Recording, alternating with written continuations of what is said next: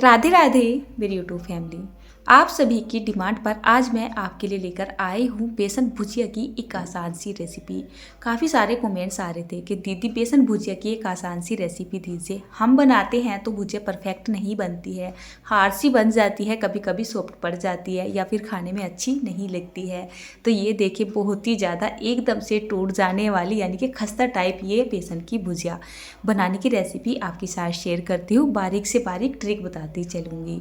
चलिए तैयारी कर दी है। एक परात ले ली है। पहले मैंने यहाँ पे डाला है 50 ग्राम के जितना सरसों का तेल, 1 चम्मच के जितना नमक, 1 चम्मच के जितना लाल मिर्च का पाउडर, आधा चम्मच के जितना भुना हुआ जीरे का पाउडर डाल दिया है। 300 ग्राम के जितना हमें बारीक वाला फाइन बेसन ले लेना है। हो सके तो आप राजधानी के फाइन बेसन का इस्तेमाल ही करिएगा क्योंकि रिजल्ट बहुत ही अच्छा आता है। दूसरा, जब भी आप मोटे वाली जो बेसन सेव होती है वो बना रहे हो या फिर इस तरीके की भुजिया बना रहे हो, हमेशा मोइन के लिए सरसों के तेल का इस्तेमाल करें तो बेहतर रिजल्ट रहता है। उसके बाद इसको अच्छे से मिक्स करने के बाद यहाँ पर नॉर्मल पानी ले लेना है और इसका एक हमें डो सा बना के तैयार करना है। मतलब इसका जो डो हम लगाएंगे ना, कुछ इस तरीके का लगाएंगे कि बहुत ज़्यादा ना सॉफ्ट नहीं होना चाहिए, मतलब पतला सा नहीं होना चाहिए और बहुत ज़्यादा हार्ड सा नहीं होना चाहिए। दूसरा, इसको हम बहुत ज़्यादा नहीं फेंटेंगे। एक तरीके से इसमें पानी डालकर इसको बहुत ही अच्छे से मिक्स कर देंगे। देखिए इस तरीके से करते हुए, ऐसे नहीं गूँथेंगे जैसे हम घोल बनाते हैं आटा गूँथते हैं, बिल्कुल नहीं। इस तरीके से बस ऐसा है कि जो हमारा सूखा बेसन है ना वो अच्छे से इसमें लिपट सा जाए। इसी तरीके से बना के तैयार कर लेंगे। अभी बेसन है बहुत ज़्यादा चिपकता भी है, तो देखिए यहाँ पर थोड़ा थोड़ा पानी डाल के मैंने जो एक ये डो है ना ये लगा के तैयार कर लिया है। इससे ज़्यादा इसको नहीं फेंटेंगे। देखिए इस तरीके का इसका टेक्सचर हो रहा है, बिल्कुल परफेक्ट ये तैयार हो चुका है। अगर आपको ऐसा लग रहा है ना कि आपके हाथों पे बहुत ज़्यादा चिपक रहा है तो घबराइएगा मत। ये बेसन है, इसमें बहुत ज़्यादा ग्लूटन होता है और हाथों को बिल्कुल चिपकता ही है। चलिए इस पर कपड़ा ढक देते हैं, साइड में छोड़ देते हैं। मुझे क्या है ना, इस तरीके के जब भी मैं रेसिपी शूट करती हूँ तो मैं शाम के टाइम में करती हूँ, यानी कि रात के टाइम में करती हूँ। तो एक साइड में अपना घर का काम करती रहती हूँ, खाना वगैरह बनाती रहती हूँ मेरा मतलब, और एक तरफ अपनी रेसिपी भी चलती रहती है। और ये जो रूटीन मैं अपना आपको दिखाती हूँ ना, मैं आपकी वजह से ही दिखाती हूँ क्योंकि अलग से किसी के पास भी कोई टाइम नहीं होता है। मुझे बहुत सारे कमेंट आते हैं ना कि दीदी हमारा तो घर का बहुत ज़्यादा काम होता है तो हम रेसिपी कैसे शूट करें। तो देखिए इस तरीके से होती है। थोड़े दिन तो मतलब बहुत परेशानी सी होती है, मेहनत करनी पड़ती है, लेकिन धीरे धीरे ना नॉर्मल सा रूटीन होता चला जाता है। आपके शरीर को भी आदत सी बनती चली जाती है। तो साइड में खाना भी बनाती रहूँगी और इधर अपनी रेसिपी भी शूट करती रहूँगी। इसी वजह से मैंने 3 बर्नर वाला अपना गैस स्टोव लिया हुआ है। सिंपली अपना यहाँ पर मैंने मशीन ले ली है। तो मेरे पास तो ये मशीन है तो मैं तो इसी से अपनी नमकीन वगैरह बना लेती हूँ। इसके काफ़ी सारे ना कमेंट्स आते हैं वैसे मुझे कि इसका लिंक दे दो।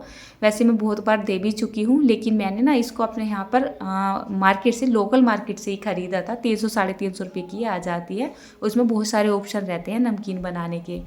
तो चलिए इसको मैंने आगे से खोल लिया था और इसमें बेसन को अच्छे से फिल कर लिया है, यानी कि अच्छे से भर लिया है। और यहाँ पर मैंने बिल्कुल बारीक वाली जो जाली आती है ना वो ले ली है और इसको अच्छे से फिट कर लिया है। साथ ही साथ मेरा ध्यान जा रहा है बार बार, मतलब एक साइड में ना खाना बन रहा है और खाने में मेरी बन रही है आलू मटर की सब्जी, चावल वगैरह बन रहे हैं, तो थोड़ा सा ना बार बार ध्यान वहाँ भी चला जाता है क्योंकि इस काम के साथ साथ वो भी काम ज़रूरी है क्योंकि ये काम केवल उसी खाने की वजह से हो रहा है एक तरीके से, तो वहाँ पर भी ध्यान लगाना ज़रूरी होता है। साथ में एक तो सुबह का टाइम और एक जो शाम का टाइम होता है ना, मेरे लिए तो बहुत ही ज़्यादा बिजी सा होता है। मतलब मेरे पास दोनों टाइम में ना कोई ऑप्शन नहीं होता है। दोपहर के टाइम में थोड़ा खाने को लेट हो जाए तो कोई फ़र्क नहीं पड़ता है, लेकिन अगर सुबह शाम में हो जाए तो बहुत कुछ ख़राब हो जाता है कि नहीं। चलिए बनानी शुरू कर देते हैं। यहाँ पर तेल गर्म हो ही चुका था। ये काम करते करते मैंने कढ़ाई में तेल डाल ही दिया था और तेल डालने के बाद जब तेल का टेम्परेचर एकदम हाई हो जाए तब आपको इस तरीके से ये सेल डाल देनी है। आप एक ही बार में बहुत सारी सेल डाल सकते हो, आसानी से कवर हो जाते हो, बिल्कुल भी चिपकती नहीं है। एक बात का आपको और ध्यान रखना है, जैसे आपने सेल को डाल दिया है तो आपको फ्लेम मीडियम और हाई के बीच में कर देना है, एकदम हाई करके नहीं रखना है। और थोड़ा सा इसका ध्यान रखना है, जब इसके ऊपर झाग आने इस तरीके से बंद हो जाए ना तब आपको ये छेड़ना है। अगर ये आपने इसको कच्ची को छेड़ दिया ना, मतलब बिना पके, तो ये टूट भी सकती है। तो जब आपको ऐसा लगे ना कि इसमें झाग आने बंद हो चुके हैं और ये थोड़ी क्रिस्पी सी हो रही है, तब आपको ये छेड़ना है और पलट देना है। 1 से 2 बार इसको आप ऐसे अलट पलट के मतलब सेक लीजिए। जब ये सीख जाती है, इसका कलर चेंज हो जाता है, थोड़ी सी अपने आप में ये हार्ड सी भी हो जाती है। तो जैसे कि मैंने आपको बताया, मुझे उधर काम की भी थोड़ी जल्दी सी हो रही है, तो मैं यहाँ पर क्या कर रही हूँ, बड़ी बड़ी शेल बना रही हूँ।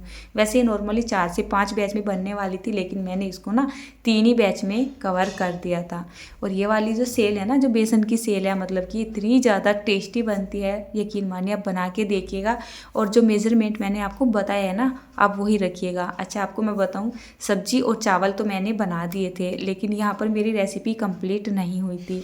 उधर आप यासिका को देख रहे हैं, तो मैंने इसको बोल दिया था कि यासिका आटा लगा ले, टाइम लग गया तो मैं सेक देती हूँ रोटी, नहीं तो बेटा तू सेक लेना, क्योंकि भूख का ना टाइम हो चुका है, शाम के टाइम, और यहाँ पर मुझे देर लगी जाती है, दूसरा कैमरा भी लग रहा है, तो फिर आप समझ ही सकते हैं।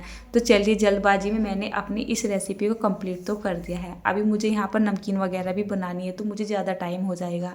एक साइड में यासिका ने घर की रोटियाँ सेक दी हैं। अब भुजिया तो मैंने बना ली है, तो चलिए टेक्सचर भी आपको दिखा देती हूँ। तो ये देखिए क्या मस्त हमारी ये बेसन भुजिया बनकर तैयार हो चुकी है। आप चाहे तो इसको मोटे तवे से बना सकते हैं या फिर बारीक वाले तवे से बना सकते हैं। अगर आपके पास ये वाली मशीन नहीं है ना, तो आप इसको कद्दूकस से भी बना सकते हैं। बस जो सेल होती है ना, वो थोड़ी सी आड़ी टेढ़ी सी आती है, बाकी टेक्सचर ना बिल्कुल बढ़िया आता है। मतलब खाने में ना इतनी खस्ता, इतनी टेस्टी लगती हैं। और यहाँ पर मैं आपको इस भुजिया को तोड़ के दिखा रही हूँ, कितनी बढ़िया बन के तैयार हुई है। लग रहा है आपको इसको मैंने घर पे बना के तैयार किया है। खाने में भी ये बहुत ही ज़्यादा सुपर टेस्टी लगी है। आप चाहे तो जैसे मैंने डो लगाया था ना इसका, आप वहाँ पर अजवाइन का इस्तेमाल भी कर सकते हैं। लेकिन जब हम बारीक वाली भजिया बनाते हैं ना, तो जो अजवाइन आती है, तो जो हमारा तवा होता है ना, जिसमें सेल निकलती है, तो उसमें कितनी बार अटक जाती है, तो भजिया बनाने में दिक्कत आ जाती है। इसी वजह से मैंने जो है यहाँ पर अजवाइन को नहीं डाला था। अगर आप डालना चाहते हैं तो अजवाइन को थोड़ा सा पीस के भी डाल सकते हो, वो आपके ऊपर बात है। तो जो तीनों ही सेल थी, मैंने यहाँ पर अच्छे से आपको तोड़ के दिखा दी है। देखिए, जैसे ही मैं इस पे हाथ रखती हूँ ना, एकदम से ये टूट जाती है। और मेरी साथ जल्दबाजी में ऐसा होता है कि बर्तन ना मैं छोटा ले लेती हूँ। और मैंने यहाँ पर ये एक प्लेट ले ली थी, और इसमें ये नमकीन कवर नहीं हो रही थी, बार बार ना काउंटर पे ही बिखर रही थी। देखिए, आप इसको ना एक बार बनाकर लंबे समय के लिए आराम से स्टोर करके रख सकते हो, कई कई महीने तक भी ये ख़राब नहीं होती है। और अब मैं थोड़ी सी भुजिया आपको तोड़ के दिखाती हूँ। देखिए, इस तरीके से देखिए, लग रही है ना बिल्कुल मार्केट के जैसे, और मार्केट से तो बहुत ही ज़्यादा अच्छी लग रही है, क्योंकि इसको हमने घर पे बना के तैयार किया है। तोड़ के मैंने आपको ये दिखा दी है, कितनी मस्त बन के तैयार हुई है कि नहीं। तो उम्मीद करूँगी आज ये भजिया की रेसिपी आपको पसंद आई हो। पसंद आई हो तो रेसिपी को लाइक करना